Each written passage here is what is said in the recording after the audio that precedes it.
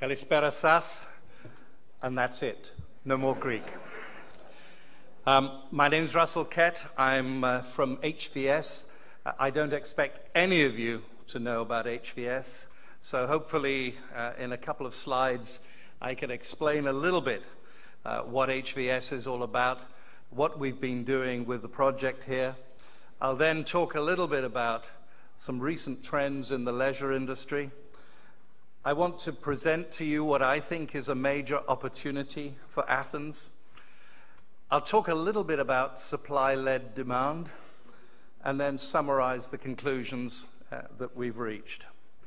So HVS, superior results through unrivaled hospitality intelligence everywhere. What a mouthful.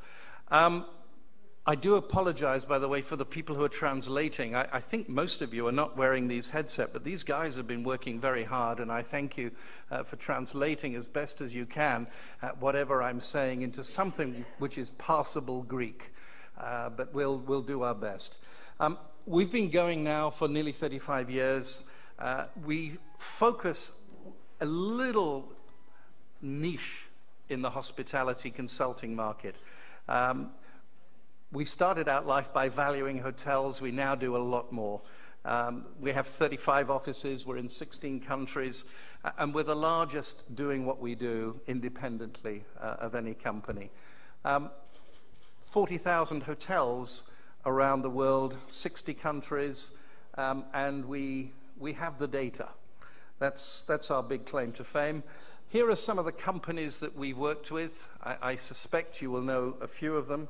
I suppose I should have put Alpha Bank there, but for some reason it slipped off my register. But some other international names and so forth. The people that we deal with mainly concerned with finance and investment and operations and so forth of the hospitality sector. So what have we been doing with this wonderful project so far? We made a preliminary assessment of the key hospitality components. That's been our focus. On the hotels, on the entertainment, on MICE. Anybody know what MICE is? Meetings, incentives, conferences, exhibitions, theme parks, museums, and so forth. So that's been our focus, and we brought together a team from both our Athens office and my office in London with some Americans, because unless you can talk American, you don't have a big enough vision or something like that. That's how it goes. So we brought people in from Chicago, people from San Francisco, who are familiar with large-scale event places, convention centers, and so forth. And my role was to bring all of this together. So that's been our role so far. Let me talk a little bit about travel and tourism, just to put everything into context. It's a major contributor to any economy, especially an economy of Greece, and particularly for Athens. Tourism, it now attracts over 1 billion tourists a year globally. We hit that in 2012, and we're growing, and we will continue to grow. And so long as there are people wanting to travel outside their borders, then the world will be blessed with a growing tourism industry. And you can see from the slide what travel and tourism contributes to the world's economies in terms of GDP, in terms of employment, in terms of visitor exports and investment. A major contribution to the economy of the world, and by the same token, the economy of Greece and of Athens in particular. It's not all great news, though. We have to put Athens into perspective. My company every year runs something called the Hotel Valuation Index, and we measure the values of hotels everywhere in the world, and particularly from my office, looking at Europe. And you can see that in this annual review, Athens has not been performing well. So we have to make up for the position that Athens currently finds itself. Athens hotels have suffered more than most in the last few years. I probably don't have to tell you that. The economic pressures that you've been experiencing have taken their toll on the hotel business here in Athens. But demand is now starting to recover. Performance is improving. and values will then recover, albeit slowly. And that's my vision for the Athens hotels. So what are we talking about here? A major opportunity for Athens. It's an opportunity to create a truly world-class resort. We've heard already today how important Athens is. One of the world's first tourist attractions. The history is there for everybody to see. But now Athens has been passed by so many other cities. We only have to look at Barcelona, Istanbul, the Côte d'Azur, Marbella.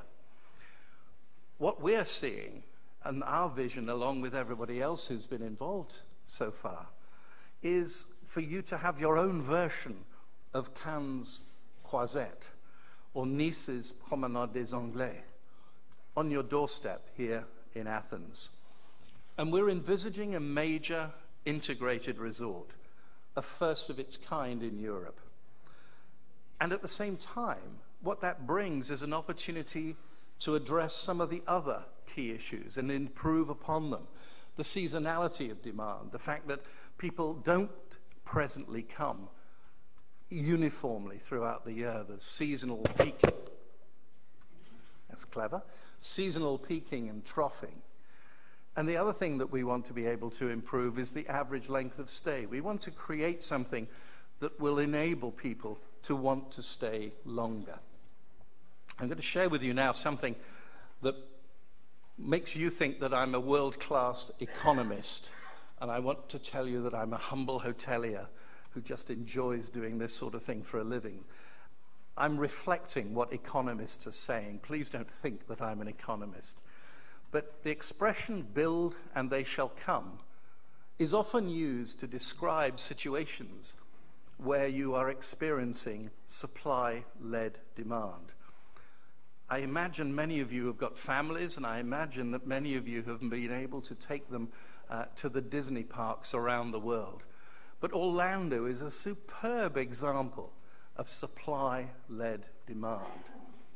Dubai, another wonderful example where a government decided, they sat down one day and they said, we want to change our economy. We want to transform our country. Okay, they managed to put in a few dollars as well, but they changed the whole impression of what that country is now. Supply-led demand.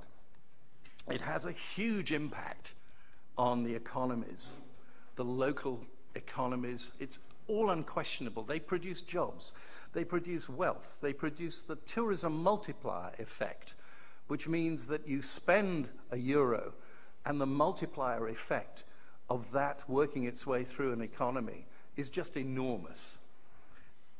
It also provides a trigger for transportation growth, and one of the key issues here is going to be, if we can see all of these visitors coming, how are they going to get here?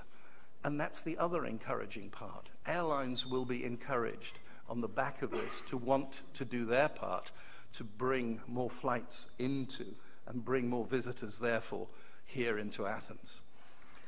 It will help us to address the seasonality of demand issue. And it doesn't always have to be a large-scale countrywide. You can have individual resorts that can have a major supply-led impact on their local environment, such as I've listed here in Singapore. A major impact on the local economy and on tourism. So let me just share with you some of our conclusions as to where we've got to. We envisage a number of hotels, and you've seen on the earlier slides some of the locations where they're going to be. There's going to be obviously a convention hotel to support the convention center, leisure-oriented hotels, family-oriented hotels, and for those that can afford it, a luxury hotel experience.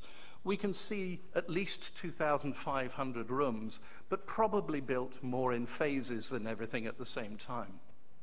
We conducted a visitor impact analysis where we've looked at the ability of this development to penetrate the existing markets, but also to introduce new visitation to Athens.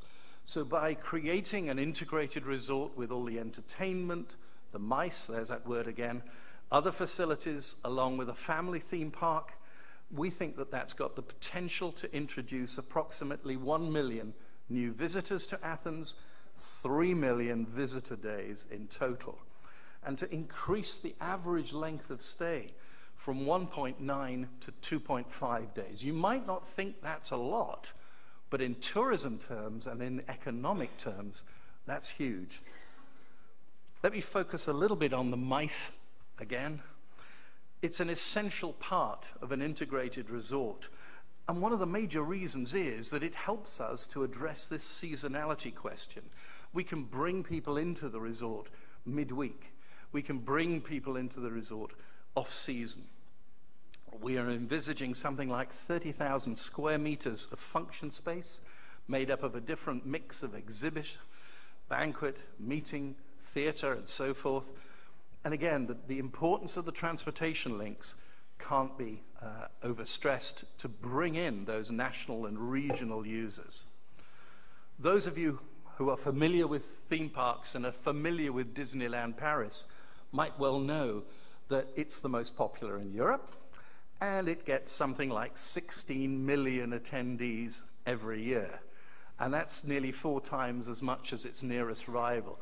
So we've got a long way to go if we think that we can take on Disney. So let's not get too excited.